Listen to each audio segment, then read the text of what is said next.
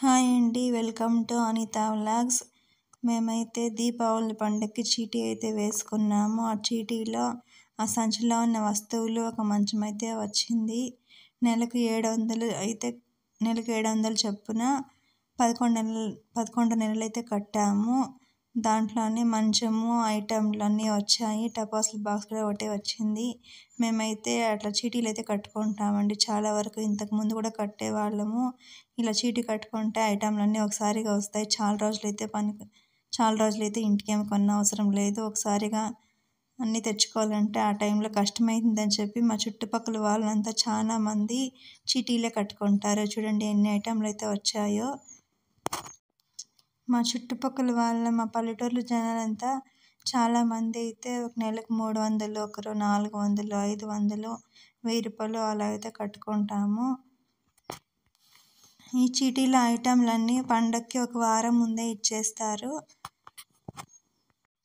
చూడండి మాకు ఎన్ని ఐటెంలు వచ్చాయో. మేము కట్టిన అమౌంట్కి ఇవి కరెక్ట్గా ఉన్నాయో లేదో కామెంట్ చేయండి. అలాగే మీరైతే ఇలా చీటీలు కట్టుకుంటారో లేదో కూడా కామెంట్ చేయండి. చూడండి ఇన్ని ఐటెంలు అయితే వచ్చాయి మాకు. మేమైతే పండగకి ముందు రోజే కజ్జాయిలు అయితే కాల్చుకుంటాము. అదే పెద్ద వంట. మాకు పిండి వంట అంటే కజ్జాయిలు, అరిసెలండి. అరిసెలు మేము కజ్జాయిలు అని అంటాము. ముందు రోజే బియ్యం అయితే నానబెట్టుకుంటాము. తర్వాత మరుసటి రోజు కజ్జాయిలు కాల్చే ఒక గంట ముందైతే వాటిని వడగట్టుకొని కొంచెం తేమంతా ఆరిన తర్వాత మిషన్కి వేసుకొచ్చి తర్వాత పాకం పెట్టుకొని కజ్జాయిలు కాల్చుకుంటాము. మా పల్లెటూర్లలో అయితే పెద్ద వంటకం లాగా చేసుకుంటామండి. మేము అంతా ఒక 4-5 జనాలు అయితే కలిసి ఒకే చోట్ల అయితే చేసుకుంటారు. మేమైతే పొలం దగ్గర ఇల్లు కట్టుకొని ఉన్నాం కాబట్టి ఒకరు మాత్రమే చేసుకుంటున్నాము. ఇప్పుడు కూడా మా ఊర్లో 4-5 అందరూ అంతా కలిసి ఒకే చోట్ల అంత పాకం ఎత్తుకొని ఒకరి తర్వాత ఒకరైతే కజ్జాయిలు కాల్చుకుంటారు. ఇదైతే మాకు నిజంగానే పెద్ద వంట. ఇప్పుడు చేసుకుంటే సంవత్సరం మొత్తానికి మళ్ళీ చేసుకోమండి. ఈ దీపావళి టైంలో మాత్రమే చేసుకుంటాము. ఈ దీపావళి పండుగ చాలామందికి అయితే ఉండదు. వీటిలో రకరకాలుగా చేసుకుంటారండి దీపావళి పండుగను. కొందరైతే అప్పటికప్పుడే కజ్జాయిలు కాల్చుకొని ఉడుకు కజ్జాయిలుగా నోముకుంటారు. కొంతమంది అయితే ముందటి రోజు కజ్జాయిలు చేసుకొని మరుసటి రోజు అయితే నోముకుంటాము. మేమైతే రెండో రకం అండి. పండగ ముందు రోజే కజ్జాయిలు కాల్చుకొని మరుసటి రోజు అయితే నోముకుంటాము. చద్ది కజ్జాయిలు అని అంటామండి మేము. కొంతమంది అయితే ఒక 21 వక్కలు అంటే ముక్కలు లేకుండా ఉండే వక్కలు, 21 ఆకులు, 21 కజ్జాయిలు, 21 పసుపు కొమ్మలు అన్నీ లెక్క పెట్టి మరీ నోముకుంటారు. దాంట్లో మా అమ్మ వాళ్ళు కూడా ఉన్నారండి. వాళ్ళైతే అలానే చేసేవాళ్ళు. మేము మాత్రం లెక్కంతా ఏం పెట్టము. 21 అంటే ఫ్యామిలీ మొత్తానికి కాదండి, ఒక్కో మనిషికి ఇంట్లో ఎంతమంది ఉంటారో అంతమందికి ఒక్కొక్కరికి 21 వక్కలు, ఆకులు అలా అయితే లెక్క పెట్టి అయితే పెడతాము.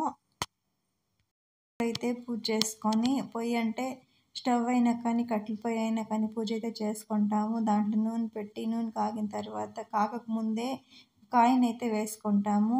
మేము ఎప్పుడైతే ఇలా చేసుకుంటాము. తర్వాత ఒక్కొక్కటే కజ్జాయిలు అయితే కాల్చుకుంటాము. మాకు కజ్జాయిలకి పాకం ఎత్తడం అయితే ఎవరికి రాదు. అందుకే ఊర్లో ఒక అక్కకైతే చెప్పానండి, పిలిచాను. తన ఇంటికే రమ్మని చెప్పి పాకం ఎత్తించి వెళ్దురా అక్క అని చెప్పి పిలిచాను. తనకు టైం లేదని చెప్పి ఇక్కడికే పంపించు, పాకం ఎత్తి పంపిస్తానని చెప్పింది. అక్కడికి కొంచెం ఇచ్చి పంపాను. అంతట్లో మా చిన్నాన్న అయితే వచ్చాడు. మా చిన్నాన్నని కొంచెం చేసి చిన్నాన్న అని చెప్పి అడిగాము. అందుకే మా చిన్నాన్న అయితే చేసి ఇచ్చాడండి కజ్జాయిలు. మేమైతే బండ్లకి పూజ దీపావళి రోజు చేసుకుంటాము. దసరా పండుగకి అయితే చేసుకోము. ఎందుకంటే అప్పుడే పిల్లలు దసరా కూడా ఉంటారు. కాకపోతే దీపావళికి పూజ అయితే చేసుకుంటాము. చాలా రోజుల నుండి ఇలా చేసుకుంటున్నామండి మేము. మా బోరు బండికి మా స్కూటీ, 2 వీలరు అలాగే మా కొసు కట్ చేసే మిషన్ అన్నిటికీ అయితే ఈరోజు చేసుకున్నాం పూజ. ఈరోజు అంటే దీపావళి రోజు. నా మిషన్ కూడా ఆ రోజే పూజ అయితే చేసుకున్నాను. మా బోర్ మోటార్ కూడా పూజ అయితే చేసుకున్నామండి. అంత దీపావళి రోజే పూజ అయితే చేసుకొని తర్వాత ఊర్లోకి అయితే నోమడానికి వెళ్ళాము.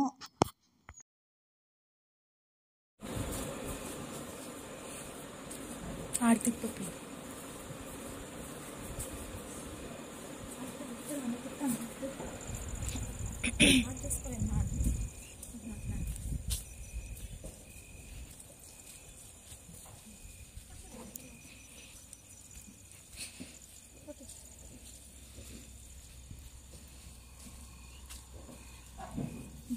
ఇంకా బెర్గరే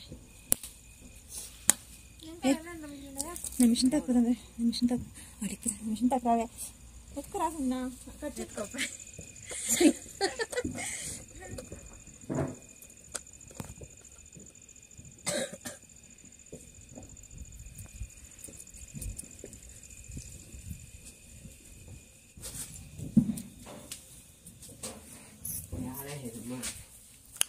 ఆడిపెట్టు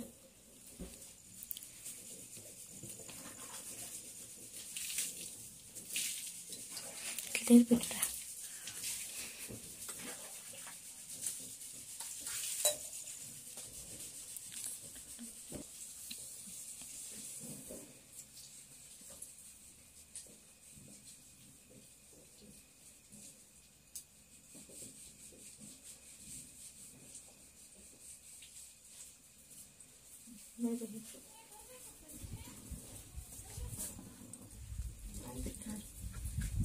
బర్గలీ రాండి పినవా ఎక్కువ సాండ్ ఈ ఎంకాకు చెప్తింగా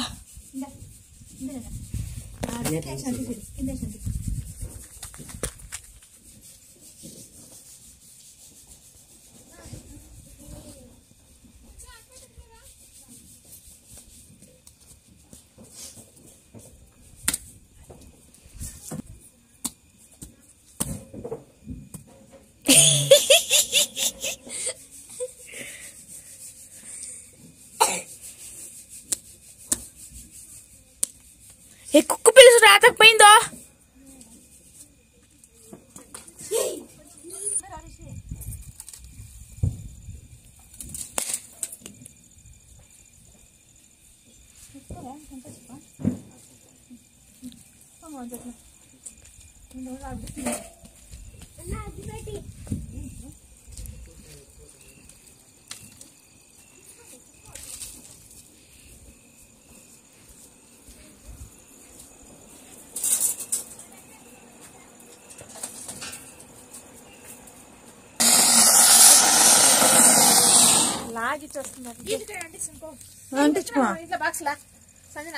అంటించుకోమా అంటించుకోపమ్మా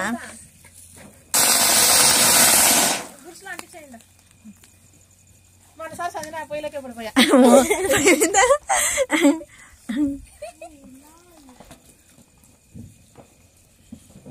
అంటించరా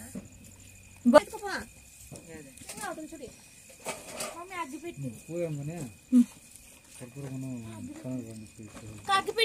పూలు అడిపోయిండు ఎత్తుకో తలాగా నా దగ్గర లేదు మా నువ్వు టపాస్ అంటించదా అంటించుకోపోనే ఉండు సంజన వెనకాల అంటించు శ్రీ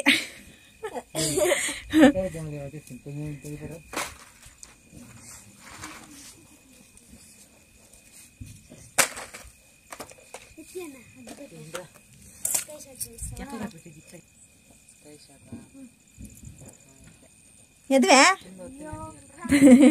తుస్సైవే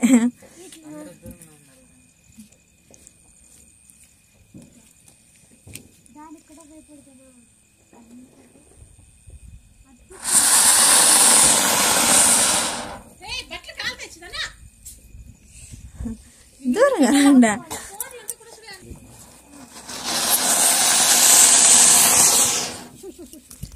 అయ్యో అట్ల మీద అండి పట్టి అంటుకొని నేను దూరంగా పెట్టుకోండి మా డబ్బాలా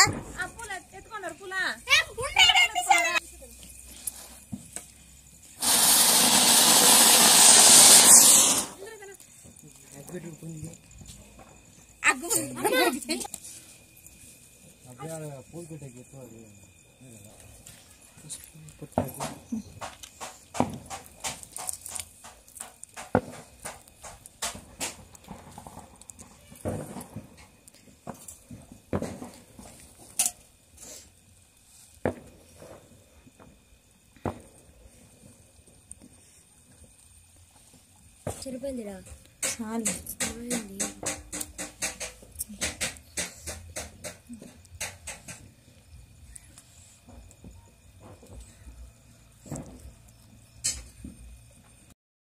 महे तन्नो श्रीघोरी प्रचोदयात् आवाहयामि आसनं समर्पयामि पादारविन्दयोः पाद्यं समर्पयामि हस्तयोः अर्घ्यमर्घ्यं समर्पयामि मुखे आचमनं समर्पयामि शुद्धाचमनं समर्पयामि शुद्धोदकेन स्नानं समापयामि ओम अपवित्रः पवित्रो वा सर्ववास्तंगतो विवाहेश्वरेत् पुनरीकाक्षं समाह्याभ्यदच्छि पुनरी రండి చెల్దా మీ తమ్ముడే మీ తమ్ముడు